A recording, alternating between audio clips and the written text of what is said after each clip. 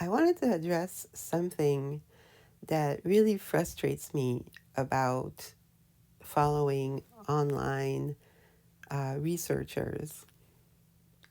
It's the fact that they're reiterating things that have been going around since 2016 or about. And that even though since then there's been a lot of progress in the world, people are still vehiculating planted stories from 2016. I really want to move beyond the days of Pizzagate because this was something that was launched quite purposefully. And I promise you, there is an astounding story of international collaboration that exists just beyond what you think you know. But everything is available to you in order to solve this case by yourself or as a group.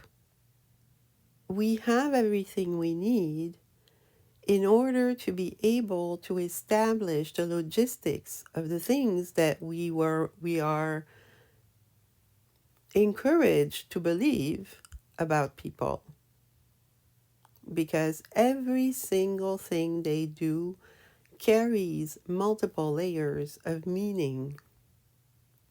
You can be the hero that breaks the case.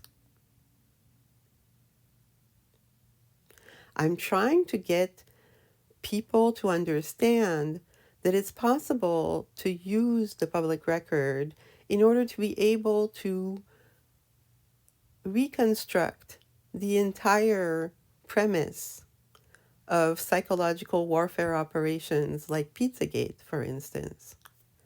I called Pizzagate a mass online investigation when I started to look at it and report on it.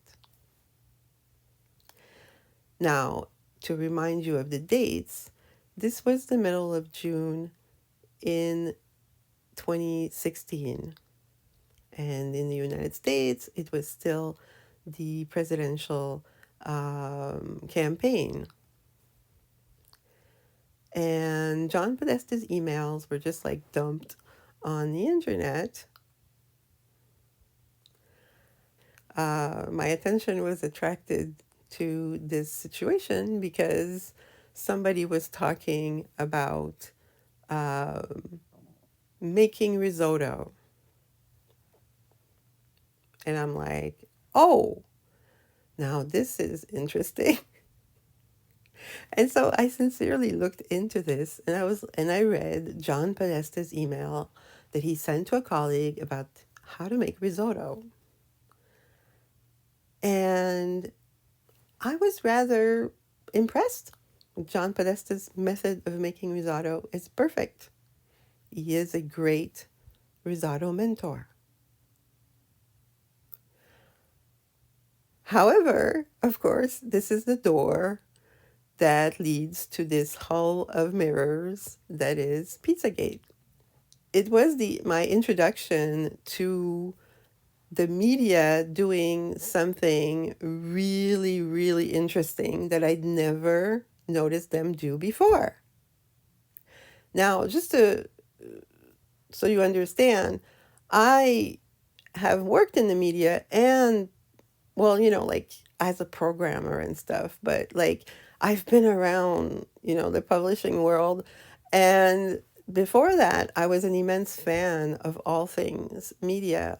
And I've been following the politics in the United States since I was 12 because I had my own subscription to Time magazine. I've seen how the media communicates to people. I find that interesting. Like I'm more interested in how the amusement park is planned than the actual amusement park rides, that's me. So So yeah, so I look at the media as an amusement park planner. The media during Pizzagate started presenting it in a completely wrong way.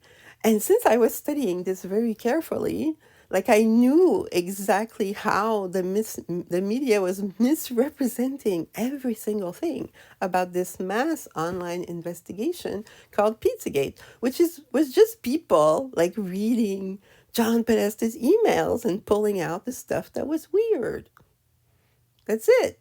It's not conspiracy theories. It's just people looking at the private emails of a very terse man who didn't write that much to other people. Like that email about explaining how to make risotto was very lengthy compared to every single stuff to other the other stuff he wrote.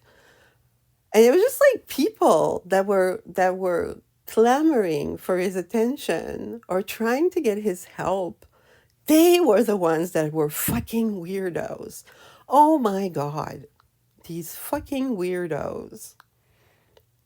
And so ensues a cavalcade of people posting the things that they find that these people who write to John Podesta have put on the internet.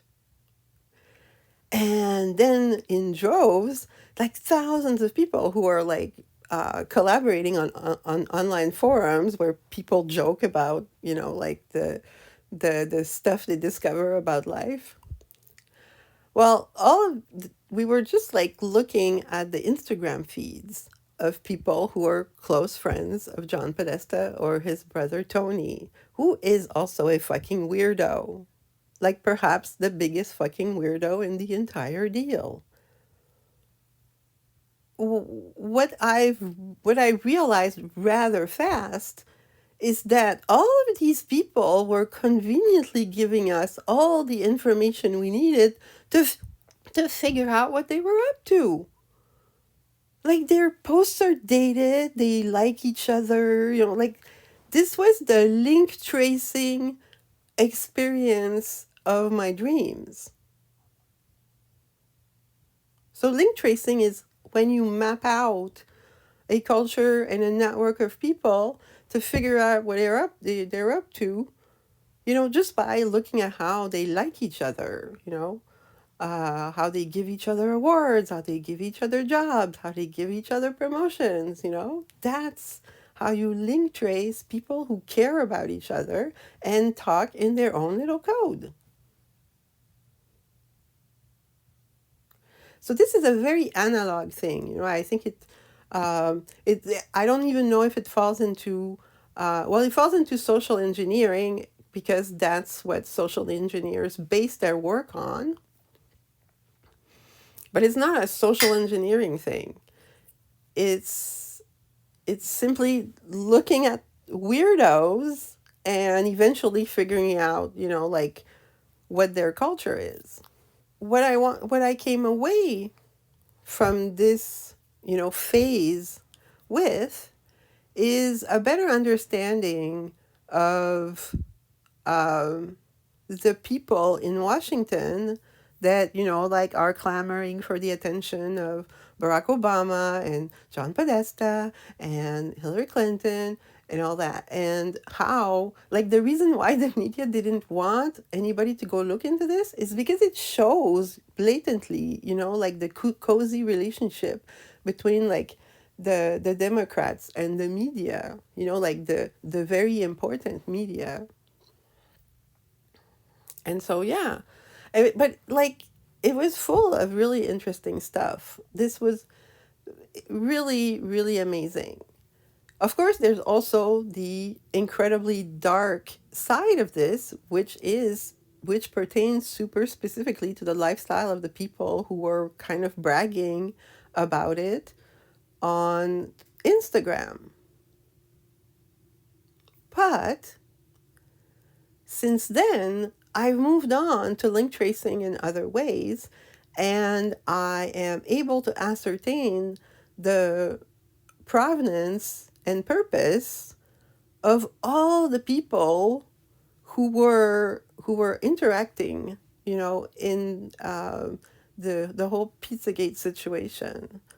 So the restaurateur with the lobbyist, with the campaign manager, with, like these people, and there were chefs in there and a whole bunch of stuff.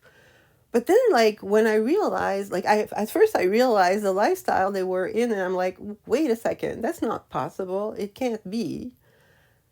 And so even though I was looking at people who were blatantly telling me, that they were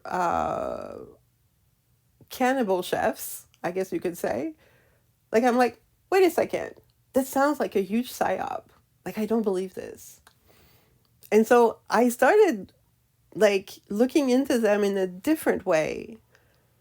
So then I started link tracing these people as performers, because they were everything they were doing, everything they were saying, it was so incredibly informative that I started to be suspicious. I'm like, wait a second. They're Maybe it's because they're bragging. I guess most people can't see the symbolism in everything in what people do. Like they sometimes they point at it, but they assign a negative intention to it, or a negative, like explanation to it. And you never get the good answer when you do that. You have to always assume the person has the best intention, and they're doing this out of love. If you do this, you're going to hit the truth faster, even if that's the worst person in the world. Because even the worst person in the world is acting out of their best intentions. So what was I saying? I'm I'm really hoping that, like people who do research online move up their game and update it with what we know now. And what we know now is that we are witnessing a very sophisticated psychological warfare operations. We're being led through this apocalypse circus by clowns. Like I'm amazed at the work of clowns to sort of like orchestrate this. Like clowns all have like a little ecosystem around them of, like fans and super fans and all that. They're shepherds. So they have a group of people that they're followers. Like today we have social media, so we totally have a sophisticated language to explain the process of a shepherd having sheep, but like online, because you can see all the metrics. Like if I try to explain this to you 20 years ago and I say, no, but like there are shepherds and there are influencers and they have super fans and this and that. And I explain all the ways in which people are shepherded today, you wouldn't understand 25 years ago. But now you can understand this because it's part of the first layer of language in 2D, which is the incarnation plane of social media, which was made for oversharing. I've moved on to looking at the work of people who shepherd people, other people. Because like even someone like John Podesta, like it seems like at just the right moment, he failed by using password 123 as his password, or I think it was password or something like that.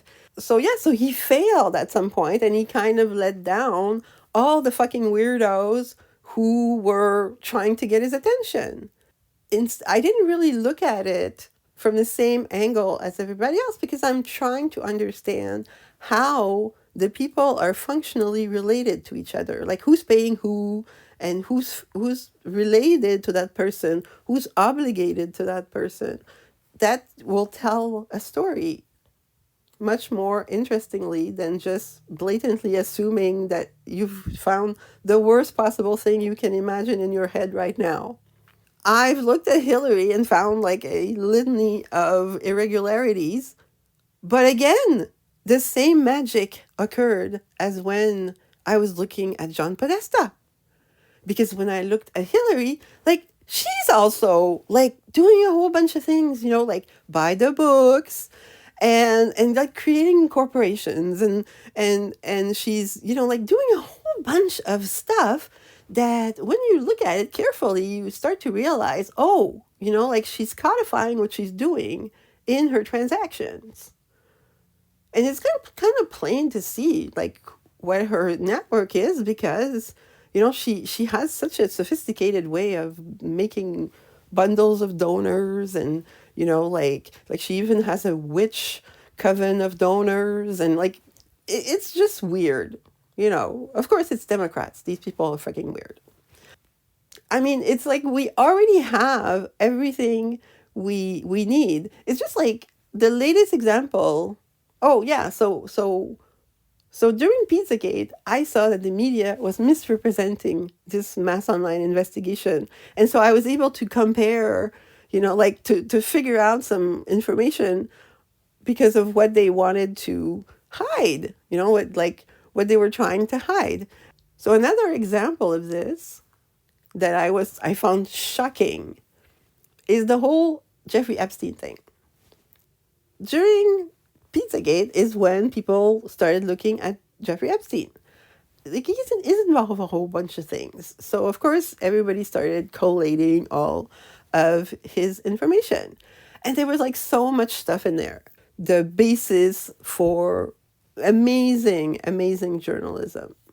The media never touched any of it. Like all of that stuff was primary information because it came from himself for the most part.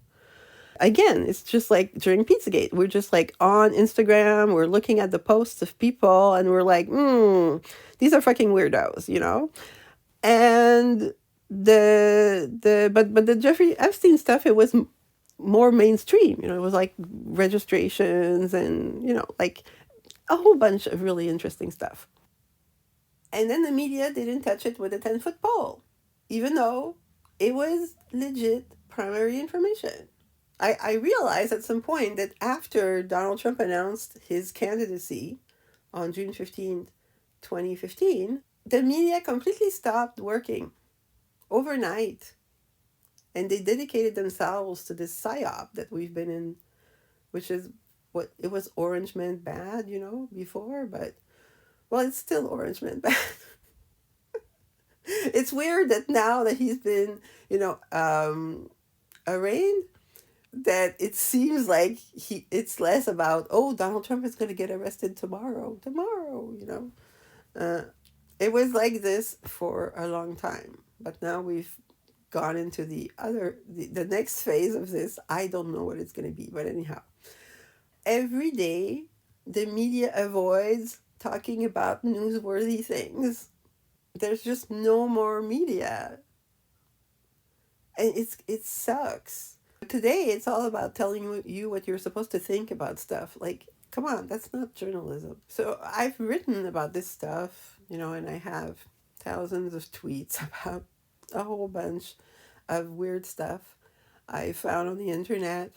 But what is more interesting is that I eventually figured out the techniques that are used in order to embed in our culture very precise reporting about what's going to happen next. So, what I wanted to say is that we already have everything we need in order to be able to break the case. Because I see a whole bunch of people always asking, like, when is somebody else going to do the work for them? But then there's James O'Keefe. He went through the trouble of scratching the surface just a tiny bit in order to find people in the United States, elderly people who were being, seemingly impersonated in order to launder money through a political PAC. And the amounts are astounding. It's like every single time you realize that, okay, so these people are doing something shifty, and they don't even care to be, like, discreet. there's an insane amount of corruption in the United States. It's like United States has this troll under every bridge economy. So the thing I wanted to tell you is that, clowns who are playing a life role on the stage in the Apocalypse Circus have promised that they wouldn't talk about the system that guides all of them. And so it's like a big secret. As we move into obligatory transparency for everybody, we're going to learn about the evil, but we also get to learn about the good. This is why I have an upbeat attitude. Maybe I come off as happy because I've studied very, very carefully what actors, clowns, are bringing to light. And it's not just comedians, it's all the people who are playing a life role. They probably don't come off as clowns. Like they're bringing things into the light. They're blurting out stuff. They're encoding messages into their transactions. They're blatantly cheating every loophole and not hiding it. It's amazing in the United States, since organized criminals are using like FundMe platforms and other online means of transacting, it's possible to get a sense of these networks.